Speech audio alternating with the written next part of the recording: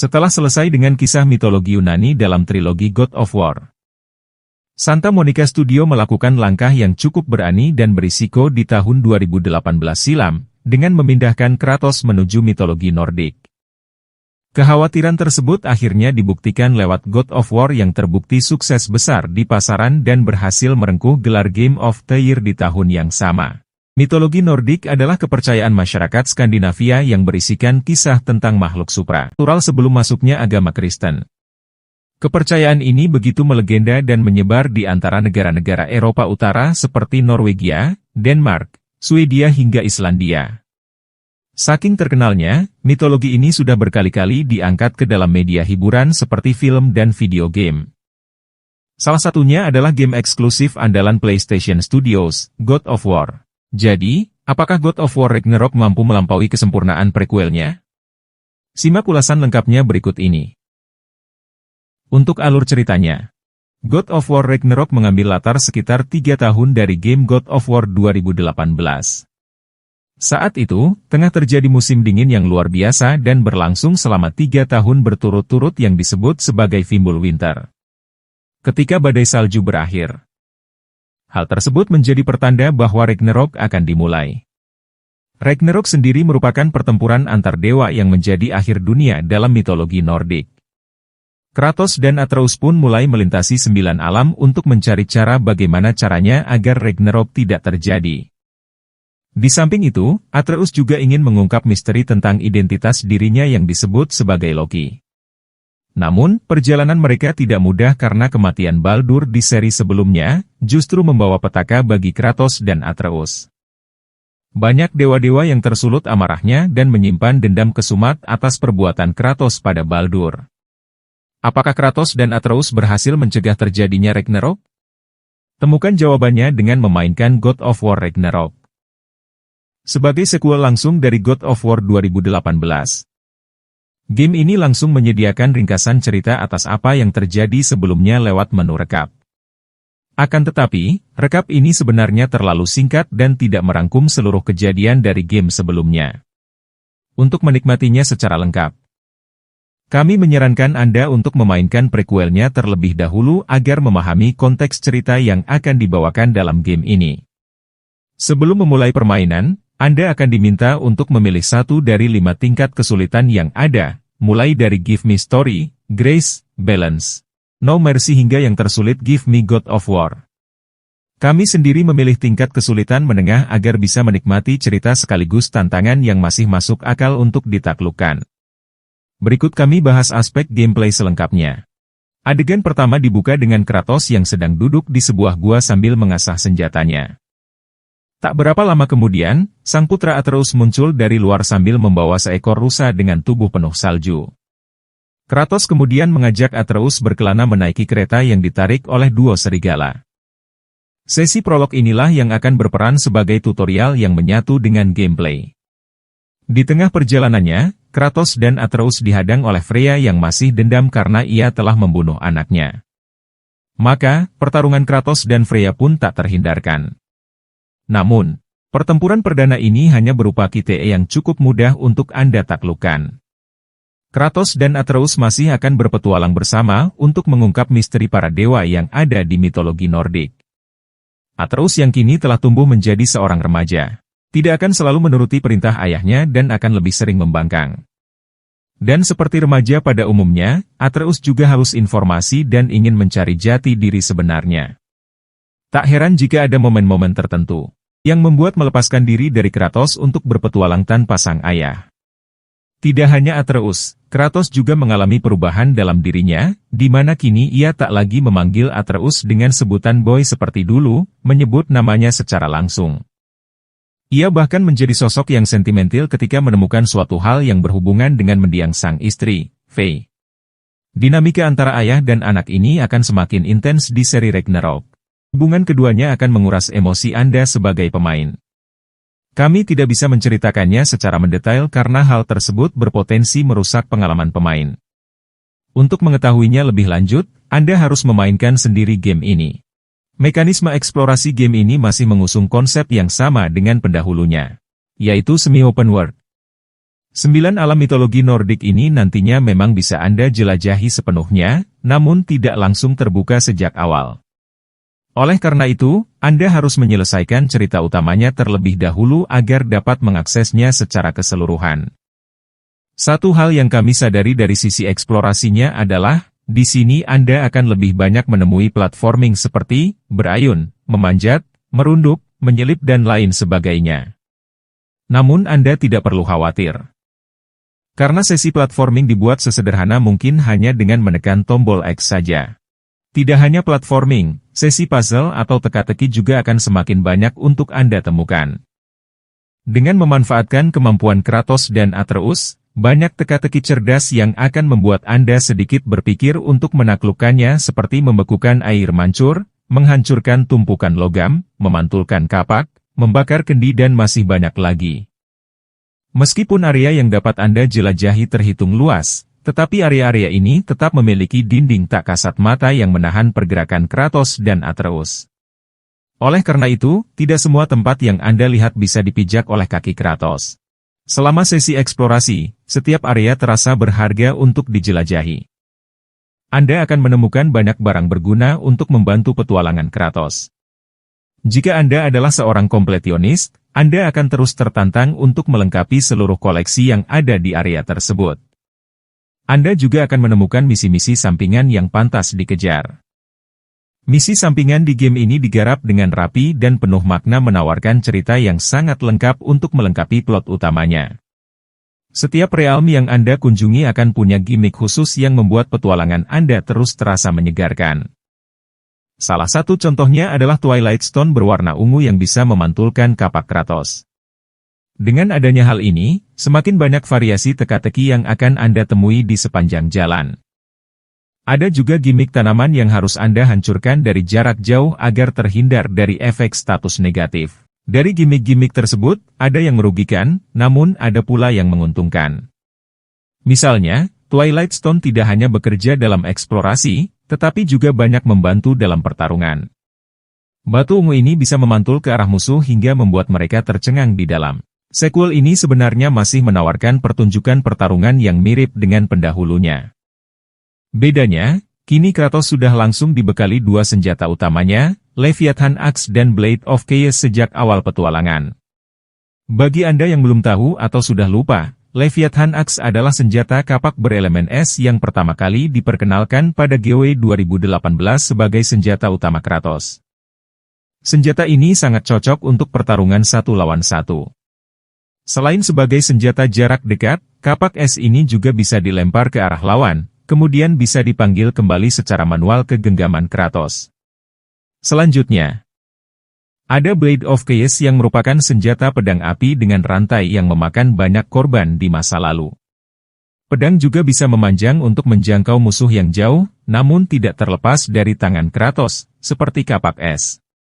Menurut kami, Blade of Chaos lebih efektif saat Anda menghadapi banyak musuh sekaligus atau musuh yang memiliki kecepatan di atas rata-rata karena jangkauan rangkaiannya yang cukup luas. Salah satu fitur baru yang disuntikan dalam game ini adalah Anda bisa menambahkan elemen pada senja yang sedang Anda pegang. Jika Anda sedang memegang kapak dan menahan tombol segitiga, maka Kratos akan membekukan kapaknya, sehingga serangan selanjutnya akan memberikan efek. Begitu pula dengan Blade of Chaos, yang bisa diputar-putar saat tombol segitiga untuk menambahkan elemen api penyangga. Kedua elemen di atas memberikan dampak yang cukup signifikan pada musuh yang memang memiliki kelemahan atas elemen yang bersangkutan.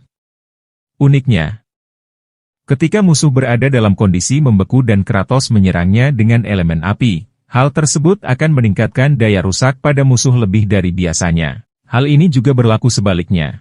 Skill Kratos sekarang bisa dibilang punya cukup banyak variasi. Selain serangan combo biasa, Anda juga menahan tombol light dan heavy attack untuk menghasilkan jenis serangan yang berbeda. Bahkan, jika Anda memadukannya dengan aksi menghindar, juga ada variasi serangan yang akan membuat pertarungan kian dinamis. Oleh karena itu, sebagai pemain, Anda harus lincah dan jeli untuk menggunakan keterampilan dalam mengalahkan musuh. Satu hal yang paling menarik dari bagian pertarungannya adalah serangan pamungkas yang penuh dengan darah dan tak tertandingi. Ya, tidak yakin gore yang sempat dikurangi kadarnya pada versi 2018. Kini kembali ke kadar yang seharusnya. Kratos tidak akan segan-segan untuk mencabik, memenggal dan menghancurkan tubuh musuhnya hingga berkeping-keping. Animasi serangannya juga sangat variatif, sehingga Anda tidak akan bosan untuk melihat momen-momen berdarah ini. Sebenarnya di tengah permainan nanti, Kratos akan mendapatkan senjata baru, namun kami tidak bisa menjelaskan lebih detail karena lebih baik Anda menemukan sendiri nanti. Kratos beberapa kali dimainkan. Satu-satunya karakter di game ini karena di kesempatan Anda akan dipaksa untuk bermain sebagai Atreus. Kontrol Atreus sendiri kurang lebih mirip dengan Kratos. Bedanya, Atreus hanya memiliki satu senjata saja yaitu busur dan panah, yang berfungsi sebagai senjata jarak dekat maupun jauh. Ia juga bisa mengeluarkan skill dan runik layaknya Kratos, sehingga secara mekanisme, Anda masih bisa menggunakan strategi yang mirip dengan memainkan Kratos. Saat mengendalikan Atreus, ia tidak ditemani oleh Kratos, melainkan karakter lain yang tidak bisa kami sebutkan di sini. Ada momen lucu ketika Atreus ingin meniru Kratos saat menghancurkan peti harta. Namun ternyata, kepalan tinjauan Atreus belum cukup kuat dan ia pun tergantung padanya. Atreus juga punya rage meter yang bisa terisi seiring berjalannya pertarungan. Atau jika Anda mengambil item yang bersangkutan. Saat rage meter terisi penuh, Atreus bisa berubah menjadi seekor serigala ganas dengan menekan tombol L3 ditambah R3, mirip dengan Spartan rage milik Kratos. Jika rage meter telah habis, maka Atreus akan kembali ke bentuk manusianya. Tak lengkap rasanya jika mengulas game God of War tanpa membahas bagian pertarungan bosnya. Menjawab kritikan para penggemar yang menganggap bahwa pertarungan bos pada prequelnya terlalu sedikit dan kurang epik, kali ini kami bisa menjamin bahwa pertarungan bos di dalam game ini benar-benar banyak dan sebagian besar menawarkan pertarungan yang sangat epik. Baik mini-boss maupun bos utama, semuanya digarap dengan sangat baik oleh Santa Monica Studio. Bahkan, ada beberapa bos yang kemunculannya tidak terduga-duga dan bisa membuat Anda panik seketika. Oleh karena itu, jika Anda menemukan banyak sumber daya, Anda patut waspada. Biasanya setelah hal ini terjadi, akan ada pertarungan bos besar yang menunggu Anda.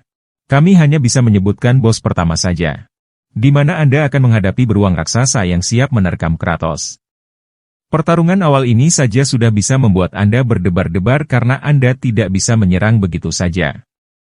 Untuk bos lainnya, kami tidak bisa menyebutkan siapa saja bos yang akan Anda hadapi dalam game ini. Namun satu hal yang pasti, hampir semua bos di game ini ditampilkan dalam presentasi yang sangat epik dan bisa muncul dalam berbagai ukuran, mulai dari ukuran manusia hingga raksasa. Seperti yang kita ketahui bersama, God of War adalah eksklusif utama dan andalan untuk platform PlayStation. Oleh karena itu, kualitas visualnya sudah tidak perlu Anda tanyakan lagi karena inilah game PS5 terindah untuk saat ini. Dunia mitologi Nordik yang dihadirkan benar-benar terasa begitu megah, eksotis dan luar biasa. Anda akan berkali-kali dibuat terpana saat memasuki area baru dengan lingkungan yang berbeda. Setiap ranah yang Anda punyai ciri khasnya masing-masing yang dibuat seperti dunia baru. Dengan kemampuan hardware PS5 yang sangat kuat, developer juga lebih leluasa membuat lanskap area dengan jarak pandang yang lebih luas. Fitur perpindahan tanpa loading juga masih dipertahankan di sini di mana proses loading akan dialihkan saat Anda berjalan di dalam pohon Yggdrasil sehingga tidak terasa seperti layar loading. Akhir-akhir ini, banyak gamer yang mengeluhkan performa beberapa game next gen hanya mentok di angka 30 FPS saja. Tidak beruntung, hal tersebut tidak akan terjadi pada game ini karena selama masa review kemarin, kami pastikan bahwa setidaknya ada dua opsi visual yang bisa Anda pilih, yaitu performance 60 fps dan resolusi 4K 30 fps. Namun, jika TV atau monitor Anda sudah mendukung fitur HFR High Frame Rate dan VRR Variable Refresh Rate, ini menjadi kabar baik karena setelah mendapatkan update patch menuju perilisannya, terdapat opsi grafis baru yang mendukung kedua fitur tersebut. Serupa dengan visualnya, presentasi audio game ini pun tidak kalah gaharnya. Seperti game-game eksklusif keluaran PlayStation Studios lainnya, God of War Ragnarok juga mendukung fitur Omnidirectional 3D Audio. Dengan adanya fitur ini, Anda dapat menebak dari mana datangnya musuh berdasarkan suara yang muncul. Kabar gembira juga dari komponis bermakreari yang kembali menangani musik dalam game ini. Hasil musik gubahan beliau benar-benar sangat bagus dalam game ini dan mampu menghidupkan suasana dengan cara yang sangat tepat. Tanpa musik dan efek suara pertarungan dewa dalam God of War Ragnarok tidak akan seepik ini. Dari sisi sulih suara pun tidak ada yang perlu Anda ragukan karena hampir semua karakter yang ada di game sebelumnya, diisikan oleh aktor yang sama di game ini. Christopher Judge masih akan mengisi suara Kratos, diikuti oleh Sunny Suljic yang kini suaranya mulai berubah, mengikuti perkembangan Atreus yang beranjak remaja.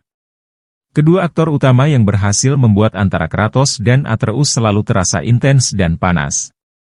Selain nama-nama lawas, ada juga nama-nama baru yang terlibat seperti Ben Prendergast yang memerankan Tyr, Laia de Leon Hayes sebagai Angrwoda hingga Usman Ali sebagai Durlin.